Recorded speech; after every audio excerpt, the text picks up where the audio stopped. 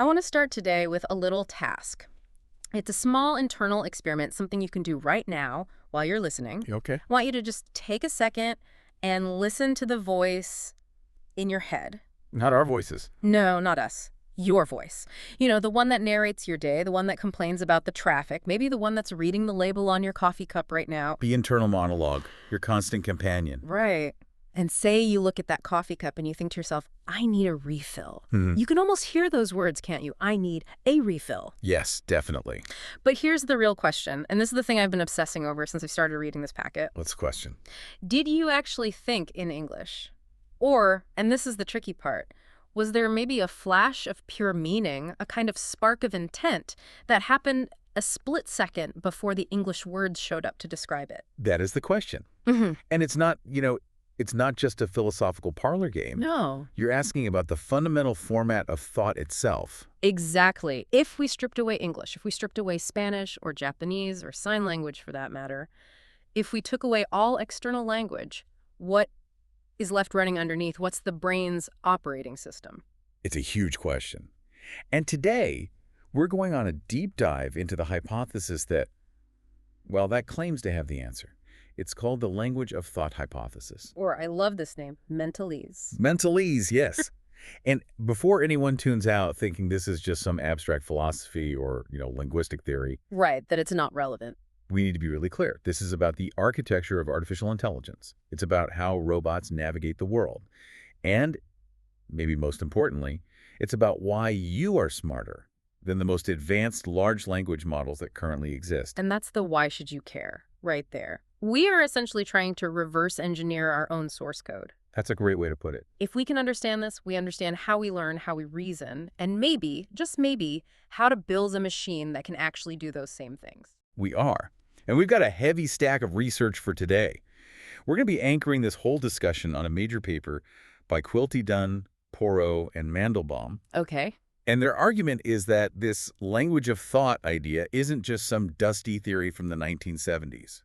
Which it kind of is, originally. It is, but they argue it is, and this is a direct quote, the best game in town. I found that confidence so fascinating, but also really provocative, so we're not just going to take their word for it. No, definitely not. We're also going to look at the work of Carcassi and Simonik, who are trying to mathematically prove which logic gates actually exist in your brain. Like, what's the hardware? Exactly. Yeah. And then we're going to play devil's advocate with Michael Rescorla's work on cognitive maps, which suggests that maybe we don't think in a language at all. Maybe we think in geometry. So that's the mission today, to figure out. Yeah. Is your brain a logic machine writing lines of code? Or is it a map maker? Drawing charts and plotting coordinates. Or is it some kind of hybrid monster that does both? Okay, let's start with the absolute basics, though. When we say language of thought, or mentalese, we're not saying that people secretly speak, French or something inside their heads. No. And that's a really common misconception people get hung up on. Right. They imagine a little person, a homunculus, inside the brain reading off a script. Yeah. Mentalese is not a natural language like the one we're speaking right now. It's a representational system. The best analogy I found in the reading, and you should correct me if I'm wrong here because I want to make sure I'm really getting the technical side of this, is the computer analogy. It's the most useful one, for sure. Okay, so think about the computer or phone you're listening on right now. On the screen, the user interface, you see folders, you see text in English, you see these colorful little icons. Right. That's the natural language level. It's user-facing. It's how we communicate with the machine. Mm-hmm. But the processor inside isn't looking at folders. It doesn't know what a color is. It's just processing binary. It's running machine code. Precisely. The folder on your screen is just a convenient symbol for a massively complex set of instructions that are running on the actual hardware. And mentalese is the brain's machine code. That's it. It's the hidden machinery that makes learning English possible in the first place. Because you couldn't run the Learn English app if you didn't have an operating system pre-installed. Exactly. And that's a crucial point. You cannot learn a language unless you already have a system to represent concepts and rules. What do you mean? Well, think of the classic Gavagai problem. If I point to a rabbit hopping by and I say Gavagai, how do you know what I mean? Right. Do you mean rabbit? Or furry, or lunch, or look, it's running. Exactly. You can only map the word rabbit to the concept of a rabbit if you already have a concept slot in your mental operating system. The word has to map onto something that's already there. Okay, so that's the premise. We have this pre-installed innate coding language in our heads. But why is this so controversial? You mentioned it was big in the 70s, then it kind of faded, and now it's back. Why did it fade? Well, it didn't exactly die, but it got steamrolled By what? by connectionism, Yeah. by neural networks. Which is what we all just call AI today. Yeah. Deep learning, ChatGPT, all that stuff. Pretty much. The rival theory, the connectionist theory, says, look, the brain isn't a computer manipulating symbols. The brain is a giant web of neurons modifying the strengths of their connections. Okay. In that view, in a neural network, there are no symbols. There is one specific neuron that means dog. The concept of dog is just smeared out across thousands of neurons as a pattern of activation. Ah, this is the smoothie versus fruit salad distinction, isn't it? I saw that in the notes. That's a fantastic way to put it, yes. Let's really drill into that because the Kultidon paper makes a huge deal out of this. Yeah. They argue that this connectionist view, the smoothie view, ultimately fails to explain human thought. It does. And the reason is that it lacks what they call discrete constituents. Right. This is pillar number one of the entire hypothesis. Discrete constituents. It sounds technical, but it's actually really intuitive. Break it down. It just means that thoughts are made of Lego bricks, not Play-Doh. Okay. So if I think the brown dog, that thought is constructed from a brown brick and a dog brick. Yes. And this is the crucial part. Those bricks are permanent. They don't melt into each other. They keep their identity. Exactly. You can snap the brown brick off the dog brick and stick it onto a cat brick. You can take the dog brick and stick it onto a running brick. The dog concept remains dog no matter what it's connected to. Whereas in a pure neural network, a connectionist model. In a pure old-school connectionist network, brown dog is a blended pattern. It's a smoothie. You put a strawberry and a banana in a blender. You get a new flavor. Strawberry and banana flavor. Right. But you can't easily reach into that smoothie and pull the whole strawberry back out perfectly intact. No, it's gone. It's been transformed. The inputs lose their identity to create the output. They get mashed together. And the argument from Kultidon is that humans clearly don't do that. We don't blend our concepts until they disappear. We don't. And if we did, we wouldn't be able to reason properly. If the concept brown just melted into the concept dog, we couldn't then ask a question like, is the dog still brown? Because the concepts would be fused. You wouldn't be able to separate them to analyze them. Right. We'd treat them as separate variables in an equation. Okay, this leads directly into the second pillar of the theory, which is productivity. This is the infinite thoughts idea. Correct. Because you have these discrete Lego bricks, these concepts like dog, cat, space station, gold, pavement, and you have a set of rules for snapping them together. The grammar, the syntax. The syntax of thought, yes. With that, you can build a practically infinite number of unique thoughts. So, for example, I can ask you to imagine a pavement made of gold. Okay, I'm picturing it. Have you ever actually seen a pavement made of gold? Sadly, no, it's not in my neighborhood. But you understood the concept instantly. Your brain just constructed the image. You combine pavement plus made of plus gold. That's productivity. That's it. A finite set of symbols, a finite set of rules, generates infinite unique thoughts. I can push it even further. I could say, imagine a space station made of marshmallows orbiting a planet made entirely of denim. Right. You've never seen that. Right. You've almost certainly never even heard that sentence before in your life. No.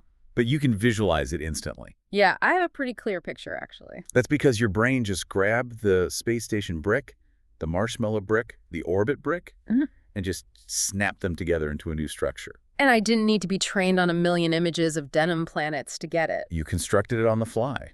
And that requires a combinatorial system. It requires a language. Okay, that makes a lot of sense. But here is where it gets really, really interesting for me. The third pillar. Systematicity. This seems to be the one that the researchers really hang their hats on. Oh, it is. This felt like the heavy hitter in the paper. It is the heavyweight champion. This was the philosopher Jerry Fodor's, his big stick that he used to beat up the connectionists back in the 80s. Right. And Kultidon and his team are picking it right back up again.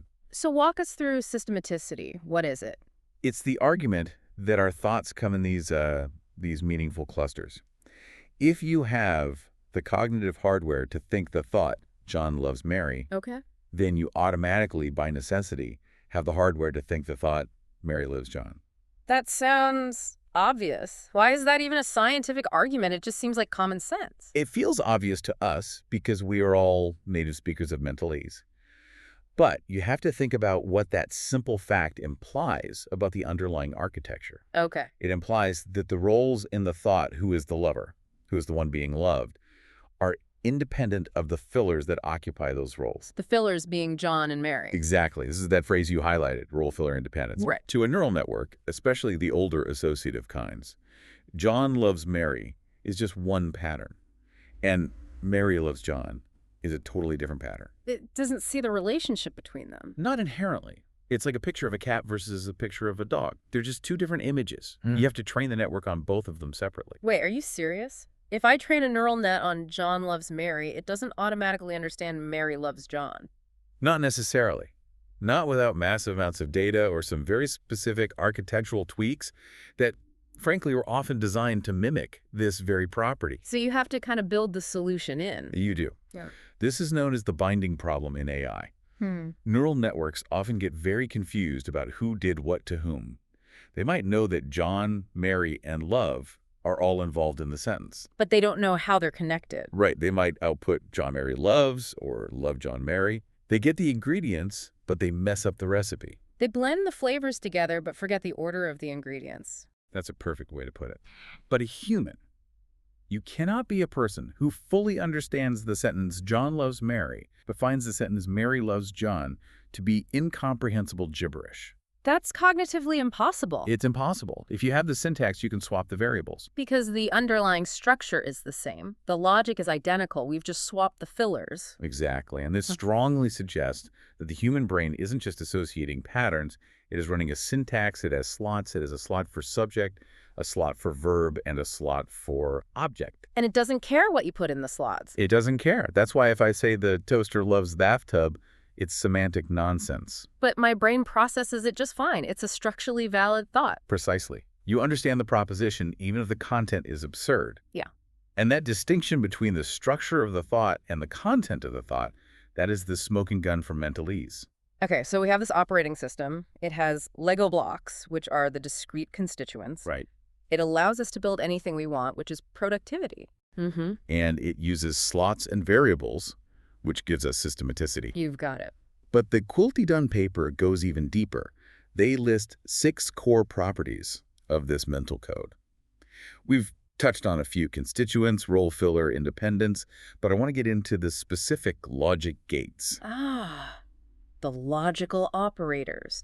This is where we start to really see the code in the source code. This part really blew my mind a little Really? bit. The claim is that we have biological hardware for Boolean logic. Yes. Like built-in support for NDs or Yeah. are and not. Yes. And the most powerful one, the one that really separates us from simple image processing machines, is not. Why is not so special? Because you can't do it with images. Explain what you mean by that. Okay, try to visualize a cat. Easy. Furry ears, whiskers. Got it. Okay, now try to visualize not a cat. I'm picturing a dog Yeah. or a table or maybe just an empty room. Exactly. You're visualizing something else. You are not visualizing pure negation. There is no picture of notness. That's a good point. A no smoking sign is a perfect example. It's just a picture of a cigarette with a red circle and a line through it. To understand that it means no smoking, you need a symbolic rule in your head that says the red circle with a line means negate the thing inside. So pictures are always positive. They always show something that is. Right. Only a language, a symbolic system, can express what isn't. Wow. So the very fact that you can think, I do not want coffee, is proof that you're running a code that has a negation operator. You are performing a logical function on a concept, not want coffee. It's a computation. That is wild. It means our very ability to refuse something or to understand that something is absent relies on this internal code. And it goes further. We have ND, we have OR, we have IF then. These are the gears of the cognitive engine. And this connects perfectly to that study by Piantadosi that was mentioned in the packet, the Woodsy experiment. Yes. This was so fascinating because it feels like they were trying to catch people in the act of writing this code. This is a classic example of what researchers now call the probabilistic language of thought, or PLOT. Pilati. Yeah. The idea is that we aren't just pure logic machines. We are logic machines that are constantly dealing with messy, uncertain, probabilistic data from the real world. So tell us about the Woodsy. What was this experiment? So the researchers showed people a bunch of different objects on a screen. Some of these objects were called Woodsies, and some weren't. The job of the participant was to figure out the rule that defined what a woodsy was. Like a little game. Guess my rule. Exactly. But the rule wasn't something simple like all red things are woodsies. It was more complex. Much more complex. A rule might be something like, a woodsy is the tallest object that is either blue or green. Okay, that's a mouthful. That's a real logical proposition. It is. It involves multiple logical operators. Mm. If, blue or green, and tallest, then woodsy. It's a little program. So what did they do? They tried to model how humans learned this rule using different kinds of computer programs. They wanted to see which AI model learned in the same way a human does. Which one made the same mistakes, had the same insights? Precisely. They tried some models that just looked for visual similarity. Models that would basically say, oh, this new thing looks kind of like the other things you called woodsies. And how did they do? Those models failed completely. Why? Because the rule isn't about what something looks like. It's about an abstract logical property. Something could be very small and blue and be a woodsy in one context, and something else could be very large and green and also be a woodsy. They don't look alike. So the similarity models couldn't predict the human learning curve. Not at all. The only mathematical models that could accurately predict how humans learned the woodsy concept were models that explicitly used a language of thought. They had to build in Boolean operators like and, or, and not. So the participants were behaving as if they were literally writing a little line of code in their heads to define a woodsy. That is exactly what the research suggests. We don't just memorize examples. We try to find the source code. We build a formula. We act like programmers who are trying to make sense of uncertain data. This transitions perfectly into the next section of our deep dive, because if we are writing code in our heads, we need to know what programming language we're actually using. Right. I mean, programmers argue all the time about Python versus C++ versus Java. What language is the brain writing in? This is exactly where that paper by Karkasy and Sminak comes in. Their goal was to try and recover the specific Boolean logic of the mind from experimental data. Boolean logic named after George Boole. This is the logic of true and false, 1 and 0, the foundation of all computing. It is. And any computer scientist will tell you there are lots of different ways to build a complete set of logic gates. For example, you can build an entire computer using only NAND gates. NAND meaning not and. Right. NAND is what they call functionally complete. You can construct and, or, and not out of combinations of NAND gates. I remember learning that in a computer science class. Yeah, you can build a whole universe out of just NAND. So the question these researchers asked was, does the human brain run on NAND? Or do we run on the more familiar AND or R and not? Or maybe something else entirely, like XOR, which means exclusive OR. How on earth do you even test that? You can't just open up the brain and look for the AND gate hardware. No, you do it indirectly. You do it by looking at what they call the simplicity bias. This is the key insight. Okay. Humans, and likely many animals, prefer simple explanations for things. We like rules that are short and sweet. Occam's razor. Yeah. The simplest explanation is usually the best one. Exactly. But, and here's the really clever trick, what counts as simple depends entirely on the language you are using. Unpack that for me. That's a cool idea. Okay, let's say I want to describe a concept like a blue square. Right. In a language that has and as a privative operator, that's a very short formula.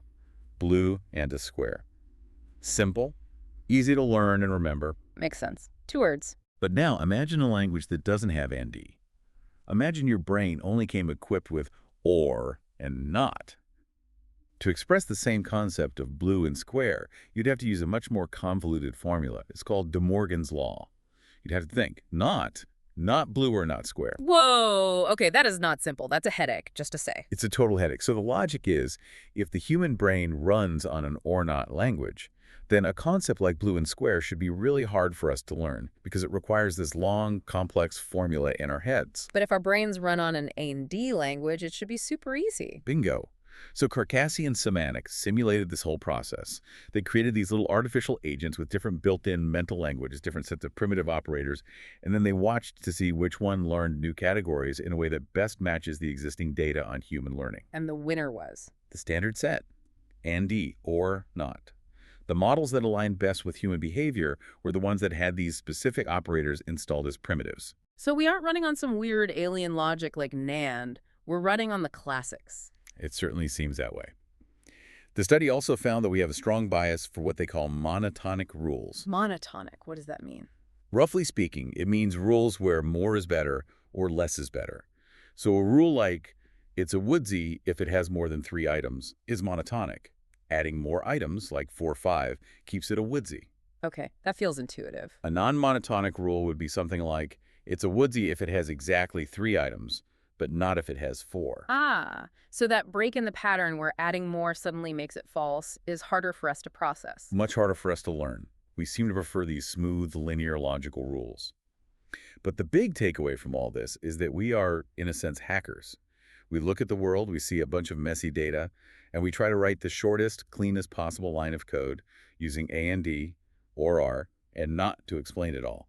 It's fascinating to think of the brain as a lazy programmer, always looking for the shortcut. How can I explain this woodsy thing with the fewest lines of code possible? It's not lazy, it's efficient. Evolution loves efficiency. Why write 10 lines of mental code when 1 line will do the job? That's a fair point. And so far, the language of sought hypothesis is looking pretty strong. It is. It explains why we can think Mary loves John, if we can think John loves Mary. It explains how we learn concepts like woodsies. It even seems to fit with our preference for simple, elegant rules. It really does feel like it could be the best game in town. It does. And if we stopped the deep dive right here, we would wrap this all up and say, congratulations, your brain is a computer. But Here it comes, the but. here comes the pivot. Because if you talk to someone like Michael Rescorla, or you look at the literature on robotics, you start to see a really big, gaping hole in this theory. What's the hole? How are Navigation. you getting from point A to point B? Yeah. Think about a rat in a maze, or think about one of those robot vacuum cleaners bumping around your living room. Or even you, trying to find your way to the bathroom in a dark, unfamiliar hotel room. Are you really thinking in sentences? I am currently at coordinate XY. I must now proceed north by 10 paces. If I move left, and I avoid the coffee table. I mean, maybe a little. But Rescorla's central argument is that when it comes to navigating and understanding space, the brain isn't writing sentences, it's drawing maps. Okay, but hang on. Isn't a map just a collection of sentences, a list of facts? Like, the table is next to the chair is 2 feet from the door. Isn't that just logic? No. And this is the absolute crucial distinction. This is the battleground between logic and geometry. Okay, distinguish them for me. What's the core difference in format? Okay, so a logical representation is all about syntax and structure. Let's go back to John loves Mary. The physical distance between the word John and the word Mary on a piece of paper tells you nothing about their distance in the real world. Right. I could write John on one side of a whiteboard and Mary on the other, and the sentence still means they are in love. The physical layout is irrelevant. But a map has what Rescorla calls metric structure. If point A is close to point B on the map, it represents that the corresponding locations are close in reality. The geometry of the representation is the meaning. So if I cut a map in half and move the pieces apart, I've broken it. It's now a false representation of the world. Exactly. The spatial relationships on the map must mirror the spatial relationships in the world for it to be true. If you just rearrange the words in a sentence, you might get a different sentence or you might get nonsense, but you don't inherently break the system of logic itself. And Rescorla argues we use these cognitive maps in the strict sense. Yes, they aren't just lists of facts, they are geometric models inside our heads. And there's a famous experiment that really drives this point home, right? The rat in the box. The Chang and Galsel experiment. Yes. This is a classic. It's so clever. Imagine a rectangular box. It's important that it's not a square. It has 2 long sides and 2 short sides. Okay, picturing it. A rectangle. You hide some food in one of the 4 corners. Let's say you hide it in the corner where a long wall meets a short wall on its left. Got it. Long wall on the left, short wall on the right. Now you take the rat out of the box, you spin him around a few times to get him disoriented, and you put him back in the middle. He wants to find the food. Where does he look? Well, obviously he looks in the correct corner where the food is. Yes, he does that about half the time. But just as often, he goes and searches in the diagonally opposite corner. The one on the other end of the box. Why there? Think about the geometry of a rectangle. It has rotational symmetry. What does the diagonally opposite corner look like? Oh. It also has a long wall on the left and a short wall on the right. Exactly. From the rat's perspective, the 2 corners are geometrically identical. So the rat isn't looking for, like, the corner near that one specific scuff mark. He's matching the overall geometry. Find the place where a long wall meets a short wall on the left. Precisely. And the fact that he makes that specific rotational error is incredibly strong evidence that he is using a metric representation. He has built a geometric shape in his head, and he's trying to fit that shape onto the world he sees. He is doing geometry, not just logic. That seems pretty convincing that the brain is doing something very map-like. But Rescorla also brings in robots to make his case. He talks about SLAM. SLAM. It stands for simultaneous localization and mapping. Sounds like a wrestling move. It's more like a statistical nightmare. It's considered one of the hardest problems in robotics. So what is it? Imagine you drop a brand new robot into an unknown building. It has to do two things at the exact same time. One, it has to draw a map of the building. Two, it has to figure out where it is on the map it's currently drawing. That sounds like a chicken and egg problem. Yeah. You need the map to know where you are, but you need to know where you are to draw the map accurately. That's precisely the problem. And the way modern robots solve this, using a complex algorithm called a Bayes filter or a Kalman filter, is purely probabilistic and geometric. It's all math. It's all math. It involves vectors, scalars, probability distributions over possible locations. It looks nothing like John Loves Mary. It looks like advanced calculus being solved in real time. So if robots use these probabilistic maps to navigate, and rats behave as if they have these geometric maps, Rescorla's point is, why should we assume the human mind is only a logic machine? Exactly. He's challenging the idea that mentalese is just one single thing. He's saying, look, rational thought, the ability to update your beliefs based on new evidence, can happen without sentence-like structures. A robot updating its map is thinking rationally. It is. It's processing information, weighing evidence, and coming to a new conclusion about the state of the world. But it's not using a language of thought in that Fodorian sentence-like sense. It's using a map of thought. So we have the logic team over here saying it's all code, and we have the map team over here saying it's all geometry. Who wins the fight? Well, this is where we get to the synthesis. This is the architecture of pluralism. Pluralism, which is just a fancy way of saying why not both? It's both. And what's so amazing is that the neuroscience seems to back this up beautifully. It really looks like the brain has two different but interconnected systems running in parallel. A system A and a system B. Roughly, yes. You can think of system A as the sentence-like system. This is the part that handles logic, social reasoning, abstract rules. Who did what to whom? So if I tell you if it rains tomorrow, then you should bring an umbrella. That's my system A processing that rule. Exactly. And neuroscientifically, that system seems to live primarily in the temporal and prefrontal cortex, the classic higher-level thinking parts of the brain. Okay, so that's system A. What's system B? System B is the map-like system. This is what handles navigation, spatial relationships, and geometry. And this system lives in a completely different brain network, primarily the default mode network, DMN, and the hippocampus. The hippocampus, I know that one. That's famous for memory, but it's also where we find grid cells, right? Grid cells are the absolute smoking gun for the map theory. These are incredible neurons that literally fire in a repeating hexagonal grid pattern as an animal moves through space. They form a coordinate system. They are a coordinate system. Your brain basically lays a piece of virtual graph paper over the world to keep track of where you are. That is just so cool. So we literally have graph paper built into our heads. We do. But, and this is where it gets really, really trippy, recent research is suggesting that grid cells don't just map physical space.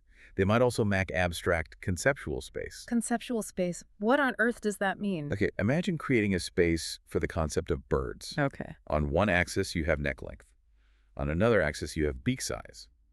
In that two-dimensional bird space, a stork is very far away from a sparrow. Right, because they have very different neck and beak measurements. There is emerging evidence that the brain uses the exact same grid cell mechanism, the same map-making hardware, to navigate these kinds of abstract relationships. When you think about how similar or different two concepts are, you are navigating a conceptual space using the same software you use to walk to the kitchen. Wow, that connects everything. So the map system might be doing way more than just geography. It's handling all kinds of relationships. It seems to be. But it's still a fundamentally different kind of computation from the logic system. You can't easily use grid cells to represent the thought, if P then Q. That requires the symbolic, sentence-like hardware. So the mind is a hybrid. It's like a laptop that has a word processor. That's the logic system. And Google Maps, the map system, open at the same time. And they have to be able to talk to each other constantly. How do they do that? How does the map talk to the logic? If they're using different formats, how do they interface? This is one of the coolest proposals in the entire literature. The idea is pointers. Like a laser pointer. No, more like a computer memory pointer. Think about programming again. In a language like C++ Emma, A pointer Mhm. isn't the data itself. It's just a memory address that tells the computer where to go to find a specific chunk of data. It points to a location. So it's like a signpost. It's a signpost. And the theory is that the brain uses neural pointers to link these two systems. Your logic system has a role slot, say, the goal. And instead of trying to stuff the entire messy geometric map of the kitchen into that slot, Just creates a pointer. it just creates a pointer. The goal, see map location X. So the logic system can just say, go to pointer, and the map system reads the pointer and says, he means the fridge. Exactly. This elegantly solves that role filler independence problem we talked about at the very beginning. The logic system handles the abstract rules, the syntax. The map system handles the messy real-world details, the content. And the pointers link them together without tangling the wires. That is a remarkably elegant solution. It is. It's an incredibly sophisticated computer architecture, and it's all made of meat. So, to recap the journey here, we started with the voice in our head. We found a logical code made of Lego bricks. We discovered it uses Boolean logic gates like A and D, or R, and not, Then we ran into rats doing geometry. which led us to a second map-making system, and we finally figured out they're connected by this hybrid pointer system in the brain. It's quite a journey, yeah. Let's synthesize this for everyone listening. Why does this actually matter? I mean, aside from being cool cocktail party trivia, why should we care if our brain uses Mentalese or maps or both? I think there are two huge practical reasons. The first one is artificial intelligence. We touched on this a bit with the large language models. Right. Right now, we have these incredible LLMs like GPT-4. They are amazing at the association part of things. They are fantastic at predicting the next most likely word in a sentence But they struggle with consistency. They hallucinate facts. They get lost in their own logic. because they don't really have the map. And they don't have the rigorous separate logic system. They're all smoothie, no Legos. They lack that clean system A, system B distinction. So they're missing the architecture. They're missing the architecture. And many leading AI researchers now believe that to get to true artificial general intelligence, to AGI, we need to stop just making the smoothie bigger. Yeah. We need to build in this language of thought architecture. We need to give the AI a distinct logic module and a distinct map module and let them communicate. So understanding our own source code is literally the blueprint for building better AI. It could be. Yeah. Exactly. And the second big reason this all matters is how we view other animals and ultimately ourselves. What do you mean by that? Well, we have this long history of thinking of animals as simple stimulus response machines. You know, the bell rings, the dog salivates, pure reflex. Right. But this research, the rat in the box, it shows that even a rat is running these incredibly complex rational algorithms. Yeah. It's using probability, it's using geometry, it's doing Bayesian filtering to figure out where it is. The rat is a thinker. The rat is a thinker, and so are you. But your thinking isn't just that voice in your head, that narrator. Yeah. That voice is just the final output. The real thinking, the heavy lifting is happening in this silent, high-speed Mentalese code running underneath it all. It changes how you view your own consciousness. You aren't just the narrator. You're the whole computer. That is a profound shift in perspective. I'm definitely going to be paying a lot more attention to my own thoughts today, trying to catch the code in the act. Good luck with that. It runs very, very fast. Before we sign off, I want to leave everyone listening with one last provocative thought to chew on. Yeah. We talked about how we seem to have these built-in primitive operators, A and D, or not take. We're born with this basic Boolean logic kit. It seems to be innate, yes. And we seem to have this built-in map maker. But humans invented calculus. We invented Python and C++. We invented formal philosophical logic that goes way beyond simple A and Ds and ORs. We did. So the final question is this. When we learn these new, powerful cognitive tools, are we just running new apps on the same old fixed Mentalese operating system? Or does learning a new way of thinking actually upgrade the operating system itself? Oh, that is the question, isn't it? Does a mathematician actually think in a fundamentally better version of Mentalese than I do? There is some evidence, for what it's worth, that learning a formal language like mathematics or computer programming can actually repurpose parts of the brain, especially language centers. It might be the equivalent of installing new primitive functions. So we can patch the OS, we can upgrade our own hardware? Maybe. Or maybe we are just getting much, much better at building incredibly high towers using the same basic Lego blocks we were all born with. Something to mull over. Next time you have a thought, try to catch its shape before the words arrive. Is it a sentence? Is it a map? Or is it just a pointer to something else entirely? Thanks for listening. We'll see you on the next deep dive.